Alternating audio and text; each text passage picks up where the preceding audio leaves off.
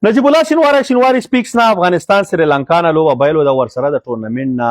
آوټ سو. په کرکټ باندې که خبرې کوي چې زموږ اتلانو پسې خبرې کوي او چې نه کوي چې نورې دنیا خاص پاکستان ساسې سترګو ازغی دی چې د هغه په ټیم باندې خبرې کوي زموږ نه کوي. هغه د مینې محبت کامنټونه لیکي پیغام لیکي او تاسې د فسادي نظام کې چې په حرامو مال باندې رالوي کړي استې پارامي چرګان خپل فامیلي تربیه خیاوي او کنځلې کوي نو ستا غوندې افغان نه هغه پاکستانی ګلخان ماته ښه نه شو بیخي ښه شو خدای دې خوار کا نو لږه کلي زده کا. خو خیر زه لاس مخلاص 50 او 50 به شي افغانستان مو وطن د کرکټ په اړه بوس خبرې وکړو. نه اول خو دا سکواډ سلیکشن موږ ویلي فرید ملک ته څه ضرورت دی دا شینو ته خو نه خامخا باید واچول شي. که چې وایي چا هغه په ځای به قیس احمد خوی څلور سپینران شینواری صاحب یس په دې پیچ باندې استرالیا او د آیرلینډ لوبه شوې وه سلو وکټ وه ښه بهترین وخت و قیس رس سپینر تیشته دی بوتلی دی چېرته اسټرالیا کې درنه پاتې نشي دا اوس مسافه یې ځکه چې ظلم چې کېږي هغه یې ورک کړې کا. نو هیله ده چې دوی ته لږ مورال ورکړي اسټرالیا خلاف یې را میدان ته کوي. نو دغه ځای کې افغانستان یو غلطي وکړه. دویم چې کله بیا بیټینګ ته راغی 12 اورو کې نهات یا رنځې ښه اټاکینګ موډ سره ښه ښایسته روان و لوبې خوند کاوه ټک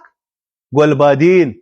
وروره اوسه پورې سره سکواډ کې نو حضرت الله زازی کار څنګه و بیټسمین و که نه و خو د هغه په ځای نیمچا نه بیټسمین نه بالر را پیدا او نمبر 4 کې ورخطا که نو ګوره یا به هم راشد خان صاحب نمبر 4 ور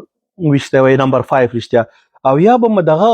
عظمت الله عمرزی اچولی وای چې اټاکینګ اپروچ سره تللی وای 40 بالونه باندې موږ 55 رنزې وکړې. دا خپل یو ټیم چې وروسته په بیک فوټ باندې بیایي او مورال دې ډاون کوي 150 نه پورته چې سکور وکړي ستا مورال هاي بیا چې راشي فیلډینګ ته ګوره فیلډینګ چې موږ یو که نه دا داسې نه دی چې یو رنز ته سیف کوي. فیلډینګ داسې شی دی چې تا هغه یو رن سیف کې د ټول ټیم انرژي پورته شي پازیټیو سي.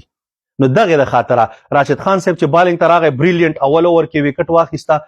محمد نبی صاحب روان دی هسې بس ضرورت نشته دی چې څه ویو خو زه د کپتانۍ سره دغه نه یم ځکه چې ډېر باید ډیسیشن یې څه اخیستی وی کامن سنس دا دی چې راشد خان هغې طرف نه بالینګ کوه لګیا 3 اووره به دې ورباندې کړي وی ګیم یې چینجاوه مګر نه هغې اینډ نه بیا لرې که بل اینډ نه راوسه شورټ اینډ نه او دننجی ډیسلوا په شپږیزه څلوریزه ګیم هماغې اوور کې سلپ شو ستا ښه بالر چې وټسېږي ستا ټول مومنټم ډاون سي او هغې نه وروسته سریلانکا منډې والې او موږ ورپسې منډې والې. نو هیله ده چې افغانستان د دې شیانو نه زده کړو کې راتلونکي کې په T20 کې یو ښایسته تکړه ځوان کپتان را دغه کې را میدان ته کې او چې سم مقابله کوي